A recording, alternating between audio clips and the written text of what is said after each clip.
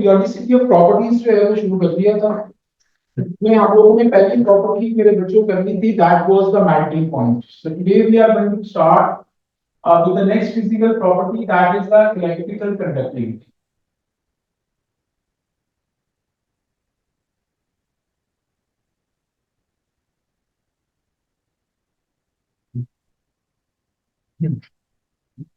अच्छा जी, electrical conductivity हम लोग ये अक्रॉस का पीरियड जो है वो करने जा रहे हैं सारी चीजें कि इलेक्ट्रिकल कंडक्टिविटी अक्रॉस का पीरियड जो है ये कैसे चेंज करती है, हाउ डज इट चेंज। तो सबसे पहली चीज मेरे बच्चों, हम लोग पीरियड 3 की यहाँ पे डिफरेंट जो है वो एलिमेंट्स बना रहे हैं, जिसमें सबसे पहली चीज आपकी सोडियम है, then you got magnesium, then you got aluminium, then you got silicon, then you got phosphorus, sulfur, chlorine और argon। तो ये पीरियड 3 के सारे जो है वो एलिमेंट है। हम लोग इलेक्ट्रिकल कंडक्टिविटी को डिस्कस करने जा रहे हैं, that how the electrical conductivity it changes across the period।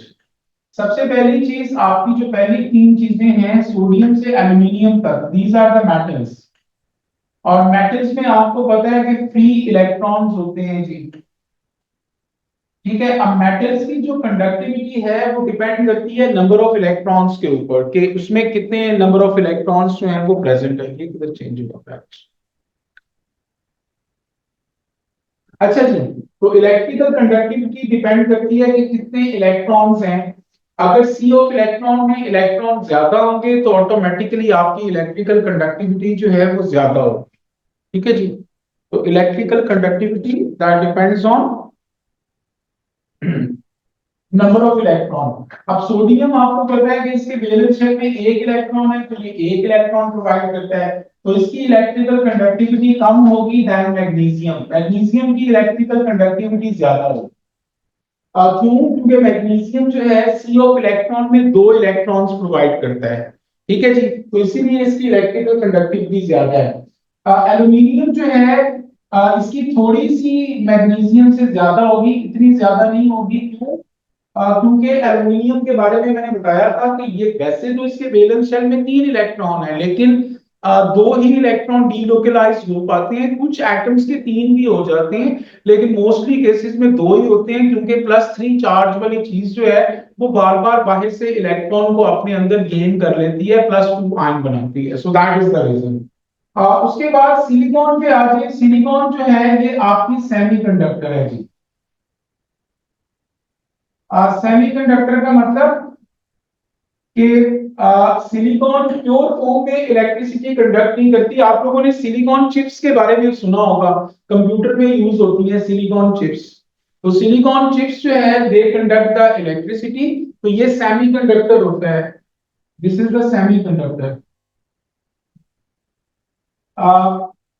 Semiconductor का मतलब ये है कि प्योर फॉर्म में ये इलेक्ट्रिसिटी जो है ये कंडक्ट नहीं करता, लेकिन जब इसमें हम लोग जो है वो किसी चीज की इम्प्योरिटी डाल देते हैं, लाइक सिलिकॉन है, इसमें आप लोग कोई और एलिमेंट अगर ऐड कर दें, ठीक है, तो इसमें फ्री इलेक्ट्रॉन्स प्रोड्यूस हो जाते हैं, तो ये इलेक्ट्रिसिटी कंडक्ट करता है। इसको सेमीकंडक्टर का जो है वो नाम देते हैं। अब फॉस्फोरस से लेके और आर्गन तक ये सारी की सारी चीजें मेरे बच्चों नॉन मेटल्स होती हैं।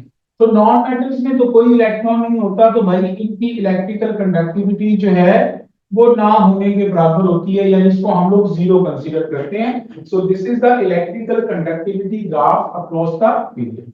Did you get it? जी सर।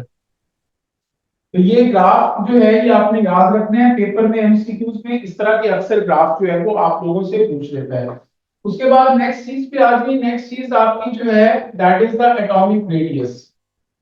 ये एटॉमिक रेडियस जो है और आयनिक रेडियस और आयोनाइजेशन एनर्जी, ये मैं आप लोगों को एटॉमिक स्ट्रक्चर में तफसील के साथ बता चुका हूँ, ठीक है। लेकिन हल्का सा सिर्फ एक बार रिवाइज कर रहा हूँ, हल्का सा। इसकी मैं पूरी चीजें लिखूंगा नहीं, सिर्फ आपको वैसे बता रहा हूँ ताकि आप लोगों के ज़हनों में वो सारे कॉन्सेप्ट दोबारा से एक बार रिपीट हो जाएं। You got sodium, you got magnesium, you got aluminium, you got silicon, phosphorus, sulfur, chlorine और argon। एटॉमिक रेडियस जो है मेरे बच्चों, अगर हम लोग अक्रॉस द पीरियड जो है वो चेक करें तो आप लोगों के ये जो पीरियड 3 के एलिमेंट हैं, अ, ये इनमें 3 शेल्स जो है वो मौजूद होंगे। ये मैं इनके प्रोटॉन नंबर लिख रहा हूँ। तो इन सब के अंदर 3 शेल्स मौजूद हैं, 1 2 3। मैग्नीशियम के अंदर भी 3 शेल्स मौजूद हैं, 1 2 3। एल्यूमिनियम में भी 3 शेल्स मौजूद हैं, 1 2 3। सिलिकॉन में भी 3 शेल्स मौजूद हैं, 1 2 3। फास्फोरस में भी 3, क्योंकि ये सारे के सारे पीरियड 3 के एलिमेंट हैं, और पीरियड का मतलब ये होता है भाई नंबर ऑफ शेल्स। ठीक है जी। तो इन सब के अंदर नंबर ऑफ शेल्स जो हैं वो 3 मौजूद हैं। ठीक है। तो अब सोडियम जो है ये ग्रुप 1 का होता है, इसके वैलेंस शेल में 1 इलेक्ट्रॉन है। मैग्नीशियम के वैलेंस शेल में 2 इलेक्ट्रॉन है। एल्यूमिनियम के वैलेंस शेल में 3 इलेक्ट्रॉन है। सिलिकॉन के वैलेंस शेल में 4 इलेक्ट्रॉन है। फास्फोरस के वैलेंस शेल में 5 इलेक्ट्रॉन होंगे। तो पहला पॉइंट इसका ये बनता है कि valence shell electrons increases across the period, ये पहला पॉइंट है। ठीक है जी। तो पहली चीज, वैलेंस शेल इलेक्ट्रॉन्स इंक्रीजेस, ये अक्रॉस द पीरियड हम लोग बात कर रहे हैं। दूसरा पॉइंट देखिए, इनके न्यूक्लियस में प्रोटॉन्स बढ़ते जा रहे हैं। यहाँ पे +11 चार्ज है, यहाँ पे +12, यहाँ पे +13, यहाँ पे +14। तो अक्रॉस द पीरियड आपका न्यूक्लियर चार्ज जो है ये बढ़ता चला जा रहा है। तो न्यूक्लियर चार्ज जब बढ़ता जाता है भाई, क्योंकि नंबर ऑफ प्रोटॉन्स बढ़ रहे हैं, तो दूसरा पॉइंट आप लोग लिख रहे हैं, न्यूक्लियर चार्ज इंक्रीजेस। ठीक है जी। तीसरे पॉइंट पे आ जाइए। ये जो इनर शेल इलेक्ट्रॉन्स हैं, ये 2 इनर शेल्स हैं, फर्स्ट में 2 दूसरे में 8 है। फर्स्ट में 2 दूसरे में 8, फर्स्ट में 2 दूसरे में 8, फर्स्ट में 2 दूसरे में 8। तो ये जो इनर शेल इलेक्ट्रॉन्स हैं मेरे बच्चों, ये वैलेंस शेल इलेक्ट्रॉन को रिपेल करके न्यूक्लियस से दूर करते हैं, इसको हम कहते हैं शील्डिंग इफेक्ट। तो इनर शेल इलेक्ट्रॉन सब में कांस्टेंट है, तो इसका मतलब ये है कि शील्डिंग इफेक्ट भी आपका कांस्टेंट होगा। ठीक है जी। तो थर्ड पॉइंट जो है उसका क्या होगा, शील्डिंग इफेक्ट इज कांस्टेंट। और आखिरी पॉइंट जो है वो क्या होता है, न्यूक्लियस के अंदर प्रोटॉन बढ़ रहे हैं और वैलेंस शेल में इलेक्ट्रॉन जिन पे नेगेटिव चार्ज है वो बढ़ रहे हैं। तो प्रोटॉन और ये जो इलेक्ट्रॉन वैलेंस शेल में है, इनमें फोर्स ऑफ अट्रैक्शन बढ़ती जाएगी। जब फोर्स ऑफ अट्रैक्शन बढ़ेगी तो वो चीज कांस्टेंट होके छोटी हो जाएगी, तो आपका atomic radius across the period decrease करता है। तो इसका पॉइंट क्या होगा कि atomic radius decreases across period. ठीक है, ड्यू टू फॉलोइंग रीजंस, ये रीजंस हैं। और यहां पे फिर आखिरी पॉइंट क्या होगा, forces of attractions between between nucleus and valence shell electrons increases। ठीक है जी। ये 4 पॉइंट्स जो हैं ये आपने एटॉमिक रेडियस में भी और आयनिक रेडियस में भी डिस्कस करने होते हैं। तो आपका atomic radius across the period decrease करेगा। तो भाई ये देखेंगे एटॉमिक रेडियस इस तरीके से आप लोगों का डिक्रीज करता चला जाएगा। तो ये एक स्ट्रेट लाइन जो है वो आ जाएगी, क्योंकि atomic radius across the period जो है वो डिक्रीज करता है। Did you get it guys? समझ लगी? सर ये आपने आखिर में क्या लिखा हुआ है, VSE? वैलेंस शेल इलेक्ट्रॉन यार, ओह अच्छा, ठीक है। मैंने उसको शॉर्ट फॉर्म में लिख दिया, वैलेंस शेल इलेक्ट्रॉन्स। VSE का मतलब वैलेंस शेल इलेक्ट्रॉन। अच्छा जी, फोर्थ आपका जो है वो आयनिक रेडियस है, ये भी मैं आप लोगों को पहले बता चुका हूं। ये देखें जी, आपके पास the fourth point that is ionic radius. इसमें से बहुत सी चीजें जो है वो एटॉमिक रेडियस में 3-4 चीजें हम लोग कर चुके हैं। इसमें देखें जी, ये सोडियम है, इस पे +1 चार्ज होता है। मैग्नीशियम इस पे +2 चार्ज होता है। एल्यूमिनियम इस पे +3 चार्ज होता है। सिलिकॉन इस पे +4 चार्ज होता है। फास्फोरस इस पे -3, सल्फर इस पे -2 और क्लोरीन इस पे -1। ठीक है जी। और इधर आप लोगों का आयनिक रेडियस है, this is the ionic radius, ठीक है। अब इसका प्रोटॉन नंबर 11 है, इसका भी प्रोटॉन नंबर 11 है, सॉरी इसका 12 है, इसका 13 है, इसका 14, 15, 16 और ये 17। आर्गोन मैंने इसलिए नहीं लिखा क्योंकि आर्गोन जो है वो कोई आयन नहीं बनाता, दैट इज द रीजन। अब यहाँ पे अगर आप लोग इनमें देखें तो इसके इलेक्ट्रॉन 10 हैं, इसके भी इलेक्ट्रॉन 10 हैं, इसके भी इलेक्ट्रॉन 10 हैं, इसके भी इलेक्ट्रॉन 10 हैं। तो इन सब की अगर आप लोग इलेक्ट्रॉनिक कॉन्फ़िगरेशन बनाएंगे तो 2-8, ठीक है जी। ये नेगेटिव आयंस को अगर आप देख लें तो इन सब में जो इलेक्ट्रॉन्स हैं वो 18 है, तो इनकी इलेक्ट्रॉनिक कॉन्फ़िगरेशन 288 बनेगी। तो हम लोग पॉजिटिव आयन को अलग और नेगेटिव आयन को अलग, लेकिन बाद में फिर इसको कंबाइन कर लेंगे। तो पहला पॉइंट इनमें जो है वो वही वाला होगा, क्या कि इन सब के वैलेंस शेल इलेक्ट्रॉन कांस्टेंट है। पॉजिटिव आयन में आखिरी शेल में 8 इलेक्ट्रॉन है, नेगेटिव आयन में भी आखिरी शेल में 8 इलेक्ट्रॉन है। तो पहला पॉइंट आ गया कि valence shell electrons are constant. दूसरा पॉइंट आ जाए, ये इनका न्यूक्लियर चार्ज बढ़ता जा रहा है, तो यहां पे लिखते हैं न्यूक्लियर चार्ज इंक्रीजेस, ठीक है जी, अक्रॉस पीरियड।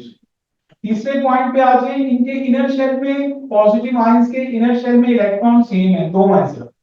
नेगेटिव आयन के इनर शेल सब में 2 और 8 इलेक्ट्रॉन है। तो इनर शेल इलेक्ट्रॉन सेम हो तो वो वैलेंस शेल इलेक्ट्रॉन को रिपेल करके न्यूक्लियस से दूर करते हैं, जिसको शील्डिंग इफेक्ट कहते हैं। तो शील्डिंग इफेक्ट कांस्टेंट है। तो तीसरा point, shielding effect is constant, ठीक है जी। और आखिरी चीज, forces of attraction between nucleus और वैलेंस शेल इलेक्ट्रॉन इंक्रीज करती जाएगी। क्यों? क्योंकि न्यूक्लियस में प्रोटॉन बढ़ते जा रहे हैं, उनकी फोर्सेस ऑफ अट्रैक्शन बढ़ती जाएंगी। तो forces of attraction between nucleus and valence shell electron, VSE का मतलब वैलेंस शेल इलेक्ट्रॉन इंक्रीजेस, ठीक है जी। और ये आयनिक रेडियस भी क्रॉस द पीरियड जो है मेरे बॉयज डिक्रीज करता है, लाइक दैट, ठीक है जी। और इसका जो है वो शेल बड़ा होगा और ये भी डिक्रीज करेगा, लाइक दैट, ठीक है जी। तो ionic radius decreases across period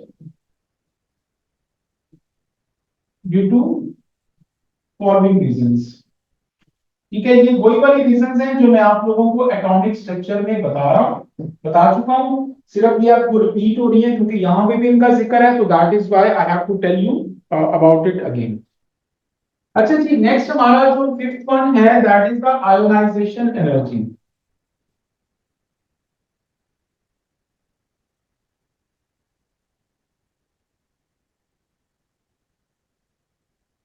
ionisation energy इस तरीके से पीरियड 3 के अलॉन्ग ले लेते हैं, sodium, magnesium, aluminium, silicon, phosphorus, sulphur, chlorine, argon. Ionization energy जो है ये क्रॉस का पीरियड जो है वो इंक्रीज करती है। सिर्फ 2 प्लेसेस पे जो है ये थोड़ा सा अनयूजुअल बिहेवियर शो करती है, अदरवाइज ये इंक्रीज करती है जी, ठीक है जी। एक तो ग्रुप 3 में करती है, ठीक है जी, और एक आपकी जो है वो ग्रुप 6 में करती है, ठीक है। बाकी जो आयोनाइजेशन एनर्जी है वो अक्रॉस द पीरियड आपकी इंक्रीज करेगी, और इसकी रीजन भी वही होगी जो हमने एटॉमिक रेडियस में लिखी है। Valence shell electron increases, nuclear charge increases, तीसरी चीज शील्डिंग इफेक्ट रिमेन्स कांस्टेंट, और forces of attraction between nucleus and valence shell electron increases, so ionization energy increases across the period. वही एटॉमिक रेडियस वाली reasons है। लेकिन ये 2 places पे जहां पे ये डिक्रीज करती है, यहां पे एक छोटा सा रूल याद रखें कि सबसे जो लोवेस्ट आयोनाइजेशन एनर्जी होती है गाइस, सबसे लोवेस्ट, वो आपकी हमेशा याद रखें ग्रुप 1 की होती है। दूसरे नंबर पे ग्रुप 3 की आती है, इससे ज्यादा ग्रुप 2 की है, इससे ज्यादा ग्रुप 4 की है, और इससे ज्यादा ग्रुप 6 की है, और इससे ज्यादा ग्रुप 5 की है, और इससे ज्यादा ग्रुप 7 की है, और सबसे जो हाईएस्ट आयोनाइजेशन एनर्जी होगी वो ग्रुप 8 की होगी। तो हमेशा याद रखो कि अगर आपको वो तीन चार एलिमेंट्स मिक्स करके दे दे और वो तुम्हें कहे कि किसकी आयोनाइजेशन एनर्जी ज्यादा एंडोथर्मिक है, ज्यादा एंडोथर्मिक का मतलब ज्यादा एनर्जी मतलब जो है ना वो चाहिए इलेक्ट्रॉन को निकालने के लिए, तो वो ग्रुप 8 की हमेशा होती है, सबसे लोवेस्ट ग्रुप 1 की होती है। समझ लगी है? ये रूल आप लोगों ने जहन में रखना है। और ये क्रॉस का पीरियड इसी तरीके से जो है वो चेंज करती है। अब यहाँ पे ग्रुप 3 और ग्रुप 6 में क्यों ये डिक्रीज करती है, उसकी रीजंस मैं आप लोगों को पहले भी बता चुका हूँ, दोबारा से बता रहा हूँ। मैग्नीशियम का प्रोटॉन नंबर 12 है, इसका 13 है, इसके इलेक्ट्रॉन 12 है, तो 1s2 2s2 2p6, और इसका 3s मैं बना रहा हूं, और 3p इसका एम्प्टी पड़ा हुआ है, खाली पड़ा हुआ है। अब ये जो आपके 1s 2s 2p 3s 3p, these are the energy levels। Energy levels का मतलब 1s is very close to the nucleus, 2s उससे दूर है, 2p उससे थोड़ा सा दूर है, 3s उससे दूर है, 3p उससे दूर है। तो जो चीज न्यूक्लियस से जितनी दूर होती है, न्यूक्लियस की फोर्सेस ऑफ अट्रैक्शन उसके साथ उतनी कम होती हैं। एल्यूमिनियम है, इसका क्या बनता है, 1s2 2s2 2p6, 3s में दो इलेक्ट्रॉन है, और ये 3p है, इसमें ये तीन ऑर्बिटल्स हैं, और इसमें एक इलेक्ट्रॉन है। अगर आपको मैग्नीशियम में से इलेक्ट्रॉन निकालना है तो भाई low energy s sub shell में से निकालना है, जो कि न्यूक्लियस के पास है। और जो चीज न्यूक्लियस के पास है, न्यूक्लियस की फोर्स ऑफ अट्रैक्शन उस पर ज्यादा होती है, उसको निकालने के लिए ज्यादा एनर्जी चाहिए। एल्यूमिनियम में से इलेक्ट्रॉन निकालना है तो high energy p sub shell में से, पी ऑर्बिटल में से निकालना है, जो कि न्यूक्लियस से अवे है। तो जो चीज न्यूक्लियस से अवे है उसको निकालने के लिए आपको कम एनर्जी चाहिए होती है। तो it is more easy to remove an electron from high energy। high energy का मतलब away from nucleus, away from nucleus। ठीक है जी। p orbital as compared to s orbital in the same shell, same shell के अंदर। ठीक है जी।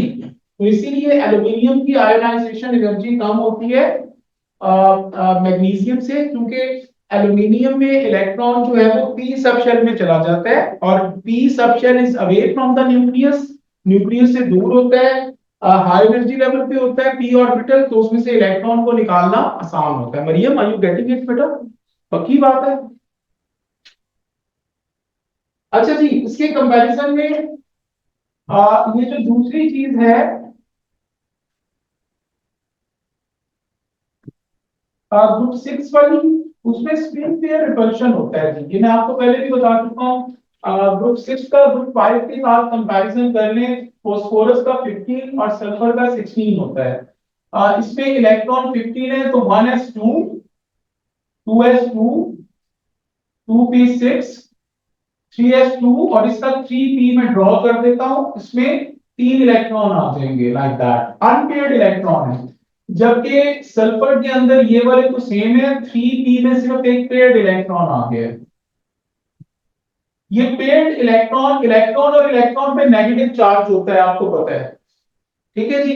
Paired electron में spin pair repulsion होती है।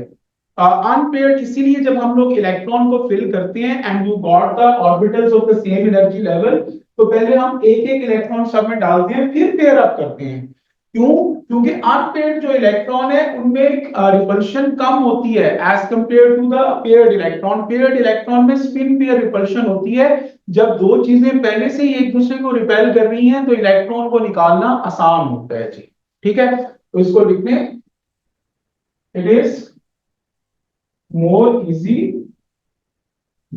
to remove an electron from paired electrons in an orbital due to spin pair repulsion. ठीक है जी, तो उनमें स्पिन पेयर रिपल्शन या म्यूचुअल रिपल्शन जो है वो ग्रेटर होती है, तो इलेक्ट्रॉन को निकालना मेरे बच्चों ज्यादा आसान होता है। ठीक है जी, तो ये आप लोगों की आयोनाइजेशन एनर्जी आ गई। So number 6 that is the electron affinity. Electron affinity जो है this is actually the opposite, ये ऑपोजिट होता है आयोनाइजेशन एनर्जी का। आयोनाइजेशन एनर्जी में तुम लोग क्या करते हो, आयोनाइजेशन एनर्जी में ये देखें, ये आपके पास गैसियस एटम है, ठीक है जी, इसके वैलेंस शेल में से तुम लोग क्या करते थे, इलेक्ट्रॉन को लूज करवाते थे। ठीक है, ये इलेक्ट्रॉन लूज हुआ तो ये क्या बन जाता था, गैसियस पॉजिटिव वन कैटायन। तो इसको हम लोग नाम देते थे फर्स्ट आयोनाइजेशन एनर्जी का, याद आ गया। अब हम उल्टा काम कर रहे हैं, उल्टा काम क्या है, this time we are not going to lose electron, this time we are going to gain electron. ये इलेक्ट्रॉन को गेन करता है, इलेक्ट्रॉन गेन हो रहा है। जब इलेक्ट्रॉन गेन होगा तो it would become gaseous negative one A9. ठीक है, और इसको हम लोग फर्स्ट इलेक्ट्रॉन एफिनिटी का जो है वो नाम देते हैं। ठीक है जी, तो इलेक्ट्रॉन को कैच करने की जो कैपेसिटी है, इलेक्ट्रॉन को गेन करने की जो कैपेसिटी है, that is called as the electron affinity. तो आप लोग देखें कि अक्रॉस द पीरियड अगर आप लोग जाते हैं तो कहां से नेगेटिव आयन बनना शुरू होते हैं, फास्फोरस से। Phosphorus is -3, sulphur is -2 and chlorine is -1। तो इसका मतलब है कि इलेक्ट्रॉन को गेन करने की कैपेसिटी जो है वो अक्रॉस द पीरियड आपकी बढ़ती है। जितने इलेक्ट्रॉन कम गेन होने हैं उतनी जल्दी हो जाएंगे, उतनी वो चीज जो है वो उसमें इलेक्ट्रॉन एफिनिटी जो है वो ग्रेटर होगी, यानी वो इंक्रीज करेगी। तो इलेक्ट्रॉन एफिनिटी जो है, अगर हम इसका ग्राफ बनाएं, ठीक है जी, तो sodium, magnesium, aluminium, silicon, phosphorus, sulphur, chlorine और आर्गन। ठीक है जी, तो ये जो आपके एलिमेंट्स हैं ये तो मेटल्स हैं, इनमें तो कुछ नहीं होता, लेकिन फास्फोरस से आगे जो है वो आपकी इलेक्ट्रॉन एफिनिटी जो है ये क्या होती है, इंक्रीज होना शुरू हो जाती है, लाइक दैट। तो ये इस तरीके से आपका जो है ये ग्राफ जो है वो बनता है, इसको कहते हैं इलेक्ट्रॉन एफिनिटी। ठीक है, क्लोरीन, आर्गन तो सॉरी बीच में है ही नहीं यार, क्योंकि आर्गन तो इलेक्ट्रॉन नहीं गेन करता। तो क्लोरीन तक इलेक्ट्रॉन एफिनिटी जो है वो इंक्रीज, क्योंकि जिस चीज ने जितने कम इलेक्ट्रॉन गेन करने हैं ना, उसकी इलेक्ट्रॉन एफिनिटी जो है वो उतनी ज्यादा जो है वो होगी। और जिसने ज्यादा इलेक्ट्रॉन गेन करने हैं उसको भाई इलेक्ट्रॉन गेन करते हुए मुश्किलात का सामना करना पड़ेगा, तो उसकी इलेक्ट्रॉन एफिनिटी की वैल्यू जो है वो कम होती है। इसी तरीके से दूसरी एक चीज इसके साथ इलेक्ट्रोनेगेटिविटी है। इलेक्ट्रोनेगेटिविटी एंड इलेक्ट्रॉन एफिनिटी का सेम ग्राफ बनता है। इलेक्ट्रोनेगेटिविटी होती है the power to attract the electron towards itself. तो नॉन मेटल्स में ज्यादा होती है, तो उसमें भी इसी तरीके से आपका जो ग्राफ है वो यहां से बढ़ना शुरू होता है। तो इलेक्ट्रोनेगेटिविटी और इलेक्ट्रॉन एफिनिटी, इनके बारे में जब भी ग्राफ आ जाए तो ये मेटल्स तक तो आप मेटल से लेके सिलिकॉन तक तो स्ट्रेट रखो, ठीक है, लेकिन उसके बाद इंक्रीज होना शुरू हो जाएगी इलेक्ट्रोनेगेटिविटी भी और इलेक्ट्रॉन एफिनिटी। चलिए जी, ये आपकी फिजिकल प्रॉपर्टीज जो हैं, ये इलेक्ट्रॉन एफिनिटी और इलेक्ट्रोनेगेटिविटी की सेम यही ग्राफ है कि अक्रॉस द पीरियड जो है वो, और इसकी बेसिस में यही है कि non metals they have the tendency to gain electron, तो उनकी इलेक्ट्रॉन एफिनिटी भी और उनकी इलेक्ट्रोनेगेटिविटी दोनों वैल्यूज जो है वो इंक्रीज करती हैं अक्रॉस द पीरियड।